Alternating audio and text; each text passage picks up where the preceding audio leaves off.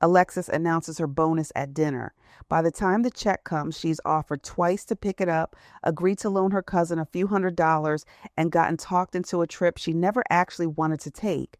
She drives home feeling generous, successful, like someone who has this figured out.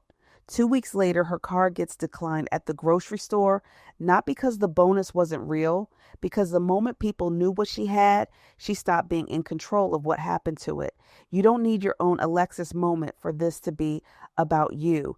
You've probably done a version of this yourself without ever thinking twice about what it's actually costing you. That's just one habit. There are 14 of these, and none of them are one-time decisions. They're patterns repeated so often that you stop noticing you're doing them at all. Some are careless, some look responsible, even smart. What they share is not the behavior. It is what it costs you. 14 ordinary habits, and by the end of this video, you'll see exactly how each one keeps you broke, no matter how smart or hardworking you are. Habit number 1, telling people how much money you have. This is exactly what Alexis did without thinking twice. It doesn't feel like a mistake. It feels like sharing good news. You mention the bonus. You mention the raise. You mention what you paid for the new couch or what the house down the street sold for compared to yours. None of it feels dangerous in the moment, but once people know what you have, something shifts. The friend who never asked for anything starts asking. The cousin who has never once split a bill starts assuming you'll cover it. The coworker wonders why you haven't paid off your own credit card, since clearly you can afford to. Say yes to covering dinner twice a month because it feels awkward not to, and that's a few $100s a year handed over before you ever decided you wanted to spend it. None of it shows up as one big loss. It shows up as a string of small yeses that were never really yours to give in the first place. This is not about hiding your finances from everyone. Your spouse, your accountant, whoever helps you plan should still know. The habit is not privacy. It is unnecessary disclosure, handed out without ever deciding on purpose who actually needed to know. You haven't spent $1 of that bonus yet, and already someone else has plans for it. Habit number 2, not knowing where your own money is going. Here's what makes habit 1 so strange. The same person who will tell a room full of people about a bonus often can't tell you what they spent on food last month. Picture your own bank statement, not the balance, the list underneath it. Could you say, without looking, what your 3 biggest expenses were last month? Most people can't. Not because they're careless, because nobody ever taught them that the number that matters isn't what comes in. It's what's left after everything leaves. Forgotten subscriptions live right here. A $9 streaming service, a phone upgrade fee, an app you tried once and forgot to cancel. None of them feel like anything on their own. But $9 a month is $108 a year. A recent survey by CNET and YouGov found that forgotten subscriptions cost the average American close to $200 a year. Money spent on services nobody remembered they were still paying for. That's real money leaving your account for nothing year after year without you ever making a decision about it. The real cost isn't the subscription. It's what else that money could have been doing. Sitting in an emergency fund, paying down a balance, compounding somewhere for the next 20 years. This is not about tracking every cent forever. It is about knowing, at minimum, what comes in, what your fixed costs are, what you owe, and what is actually left. You can't fix a problem you've never measured. Right now, a lot of people are trying to build wealth while refusing to look at the one number that would tell them if it's working. Habit number 3, leaving free money on the table. Once you know where your money is going, a second question follows naturally. Is all of it even landing in your account to begin with? Your paycheck isn't always your full compensation. Somewhere in your benefits package, there may already be money that belongs to you, and you're simply choosing not to collect it. The clearest example is a 401k match. If your company offers to match part of what you contribute to your 401k and you contribute less than that, you are not being frugal. You are refusing part of your own pay. Recent data from Vanguard found that about 15% of eligible workers contribute nothing to their 401k at all, which means they miss the match completely, not just part of it. Say your employer matches contributions up to 4% of your salary and you put in nothing. You're not saving 4%. You're giving up 4% of income that was already yours to claim. Not every employer offers this, and vesting rules can affect how much of the match you keep if you leave early. And if you're dealing with real financial hardship right now, putting food on the table comes first. This isn't a moral failure if you can't contribute yet. But if you can and you aren't, look past the retirement match too. Some employers also cover health savings contributions, reimburse tuition or certifications, or offer commuter and dependent care benefits that quietly lower what you owe in taxes. Before you go looking for a raise somewhere else, check what you're already owed right where you are. Habit number 4, missing tax breaks you actually qualify for. That's money your employer already offers. Next, check what the tax system already lets you keep. Building wealth isn't only about how much you earn, it's about how much of that money you're legally required to give up and how much you're allowed to keep. One thing needs to be said clearly first. Tax rules aren't universal. Eligibility depends on your income, your state, your filing status, and rules that change from year to year. This isn't advice tailored to your specific situation, and if your finances are complicated, a tax professional is worth the fee. But broadly, most people leave deductions and credits unclaimed simply because they never learned they existed. There are 3 places to check. The first is retirement accounts.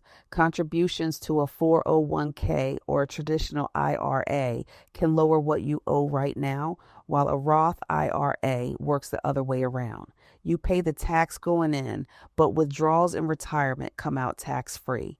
The second is a health savings account if you qualify for one, which often comes with a triple advantage. Money goes in before tax, grows without being taxed, and can come out tax-free for medical costs.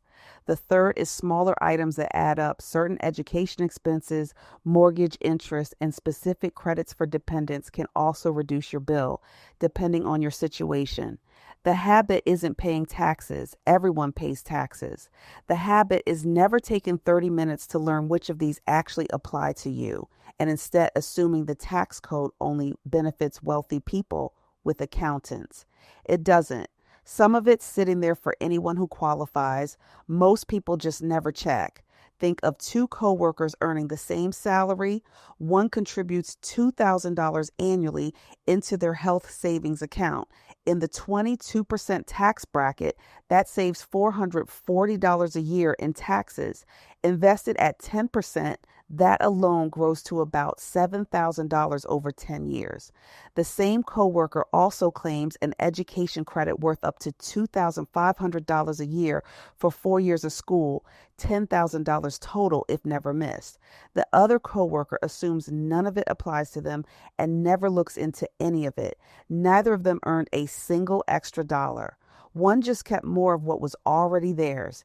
Every habit so far has been about money you aren't collecting. This next one is money you're giving away on purpose without ever quite deciding to.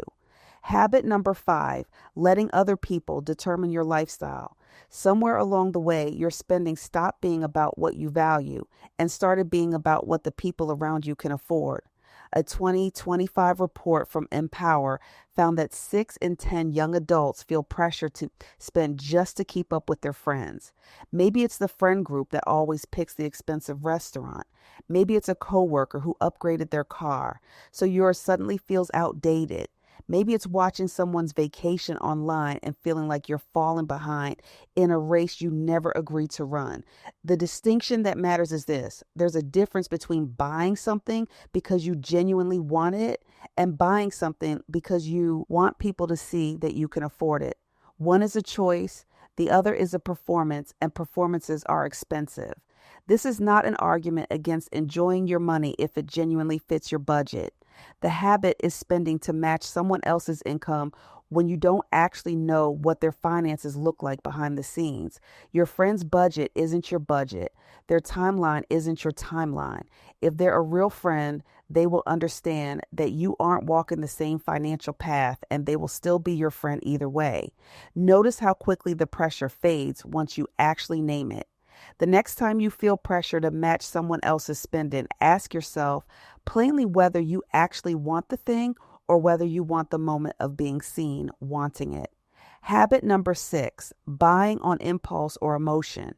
The previous habit was about spending driven by other people's expectations. This one doesn't need anyone else at all. Just a feeling and a checkout button. Not every unnecessary purchase is planned. Some happen because you're bored, some happen because you're stressed or trying to prove something to yourself for 5 minutes.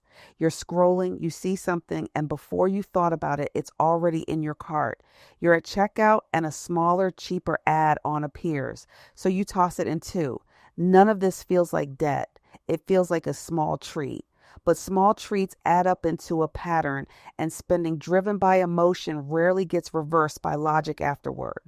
This shows up everywhere. Online shopping tries to keep you moving. The moment you add one thing to your cart, another slightly cheaper item appears next to it, suggested as the perfect addition.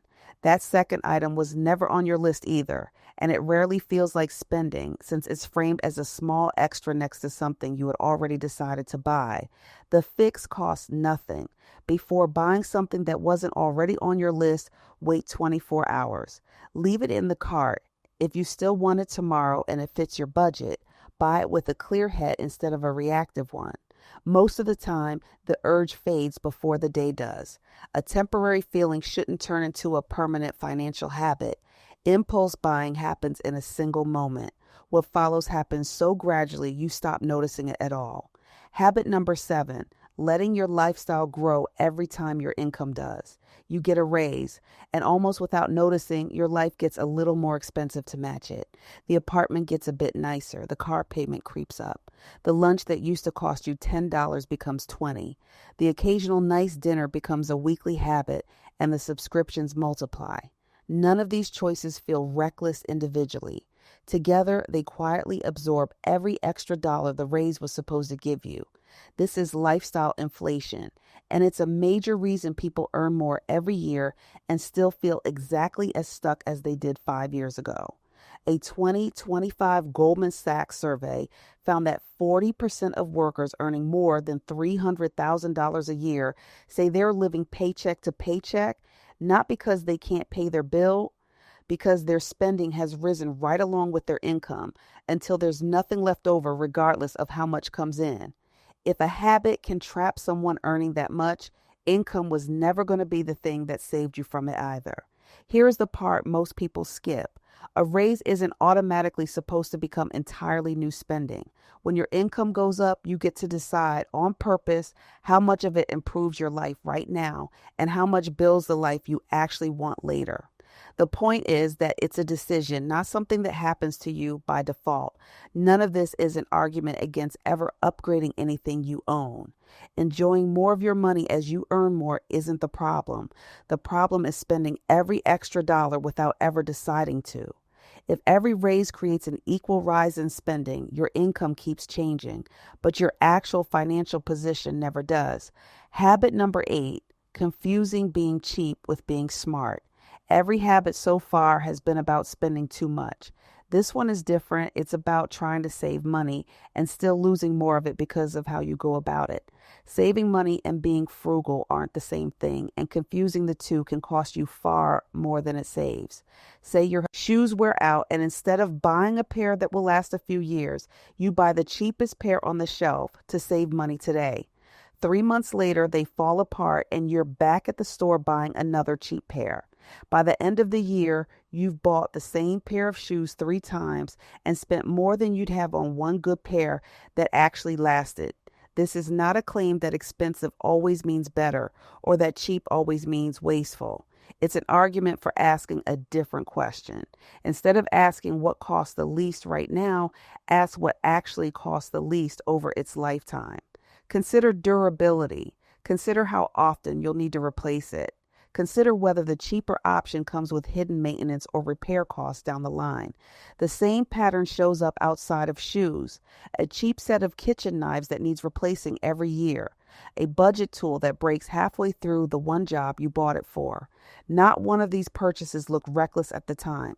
They just never accounted for how many times you'd end up paying for the same fix.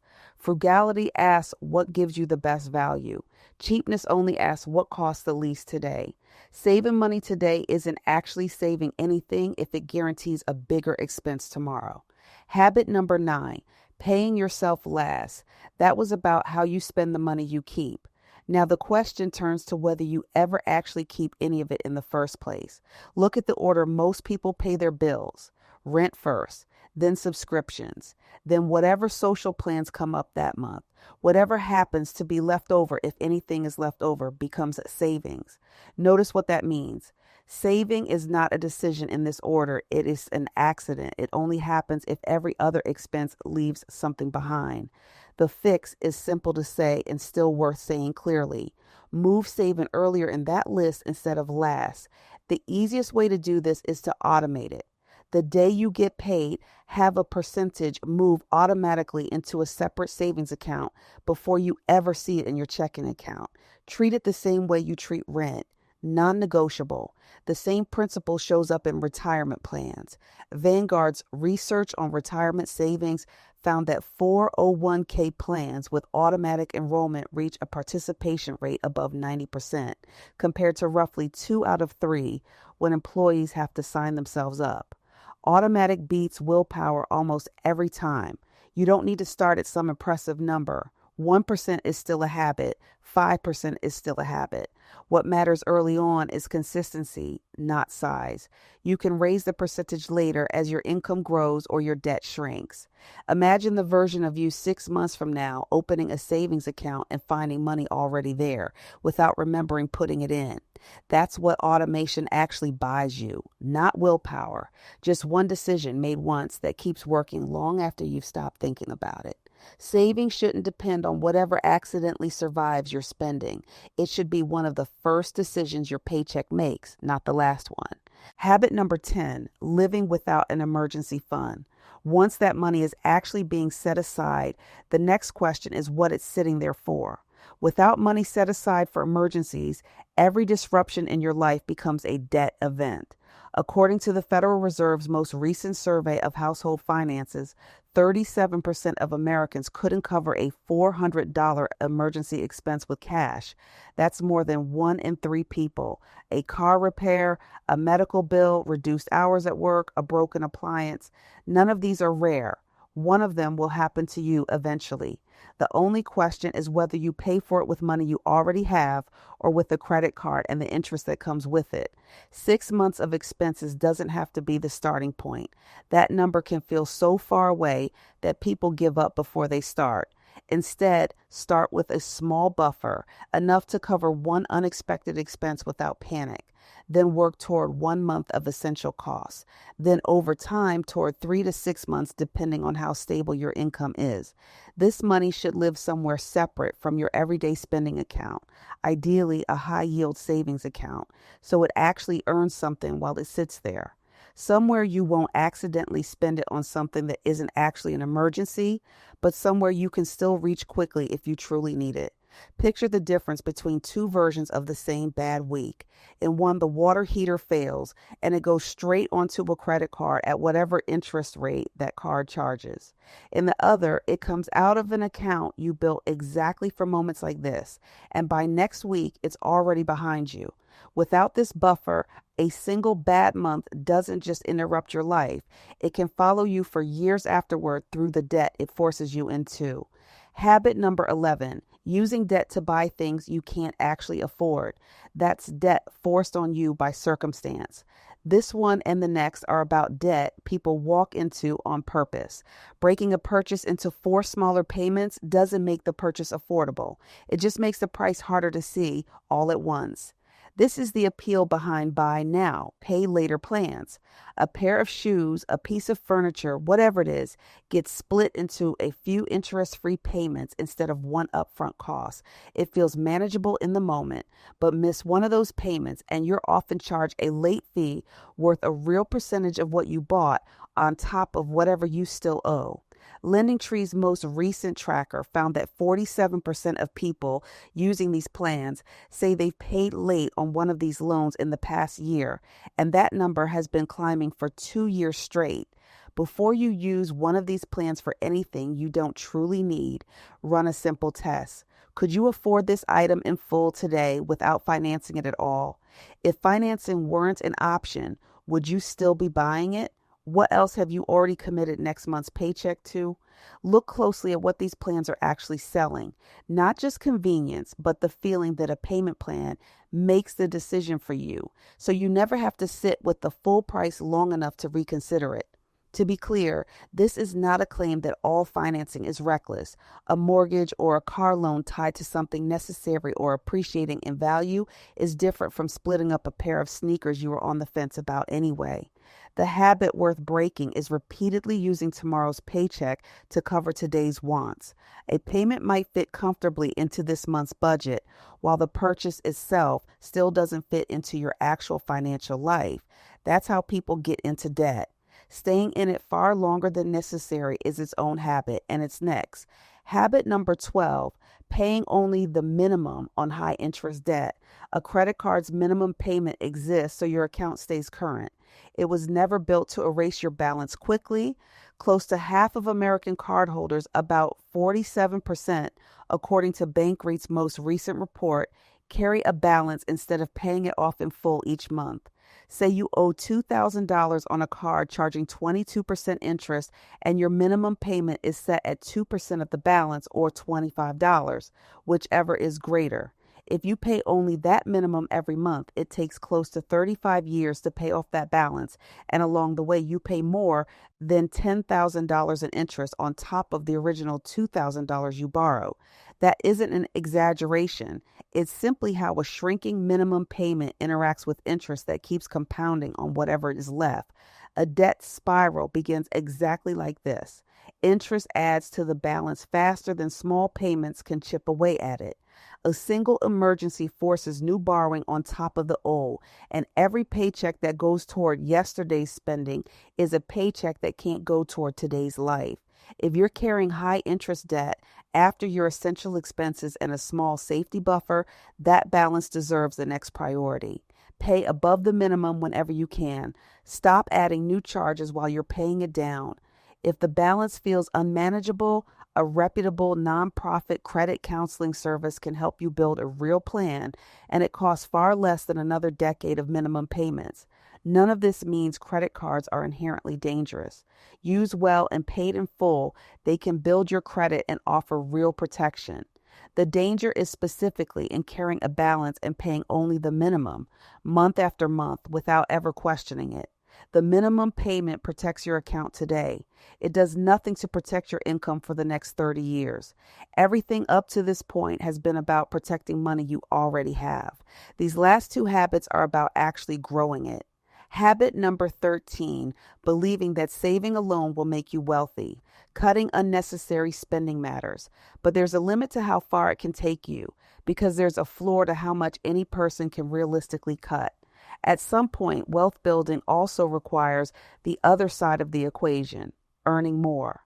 That might mean negotiating a raise you've actually earned, building a skill that makes you more valuable where you work, starting a small side business, taking on freelance work in something you're already good at. The balance that matters is this. You need a strong defense, which is keeping more of what you already make. And you need a strong offense, which is growing what you make in the first place. Neither one replaces the other. Expenses can only be trimmed so far before there's nothing left to cut. Income, for most people, has considerably more room to grow. Consider someone who has already cut out every subscription, every impulse purchase, every unnecessary expense on this list. If their income never grows, there's still a ceiling on how wealthy that discipline alone can make them. Discipline without growth protects what you already have. It doesn't multiply it. You can't out-earn spending that's completely out of control, but you also can't build real wealth by cutting your life down to nothing while your income stays exactly where it has always been. Habit number 14, waiting far too long to start investing.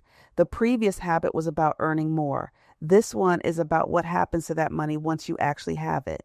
The most expensive part of waiting to invest isn't the money you didn't put in. It's the growth that money never had time to earn. Two people invest the same amount each year, starting at different ages. One starts investing $6,000 a year at age 27. The other invests the exact same amount at the exact same average return, but waits until age 37. Both keep going until they retire at 65, assuming an average return of 10%, close to the long run historical average for the stock market. The person who started at 27 ends up with somewhere around $2,200,000. The person who waited until 37 ends up with somewhere around $800,000. Look closely at what created that gap. The person who started later only contributed $60,000 less over those 10 years, but the difference in their final numbers is closer to $1,400,000. That isn't extra saving. That's 10 years of growth that can never be recovered, no matter how much they contribute afterward. Starting small still counts. There's no perfect amount required, no need for perfect market knowledge, no ideal moment when prices are down that you have to wait for. Waiting for certainty is often just delay wearing a more respectable name. This works whether that money sits in a 401k at work, a Roth IRA, or a regular brokerage account, since the same math applies no matter which one holds it. Investing for retirement is also different from your emergency fund. It should be money you aren't touching for decades, and unlike this example, real returns are never guaranteed. Your own mix of investments should match your timeline and how much risk you can actually tolerate. Money you didn't save can still be saved later. Time you didn't invest can't be recovered at any price. We started this video with Alexis, who told everyone at dinner about her bonus and 2 weeks later couldn't explain where any of it went. That's the pattern underneath all 14 of these habits. None of them on their own look like the reason someone stays broke. Sharing good news doesn't feel reckless. Neither does a forgotten subscription, a slightly nicer apartment, or a minimum payment that technically keeps your account current. Each one by itself looks small enough to ignore. But wealth is rarely lost in one dramatic decision. It leaks out through 14 ordinary ones, repeated for years, never questioned because none of them ever felt serious enough to question. The people who end up ahead aren't always the ones who earn the most or the ones who never enjoy their money. They're the ones who know where it's going, claim what's already theirs, protect it from other people's expectations, keep debt from quietly running their life, and give whatever is left enough time to grow. None of this requires becoming a different person. It requires paying attention to habits that have been quietly running in the background for years, usually without ever being named. You can't fix 14 habits in one afternoon, but you can pick one. Look back at the list, choose the habit that sounded the most familiar, and change that one this month. That is how the pattern actually breaks. Not all at once, one habit on purpose at a time. Thank you for spending this time with me today. If one of these 14 habits sounded a little too familiar, subscribe to Ayana Finance and I'll help you spot the next one before it costs you anything.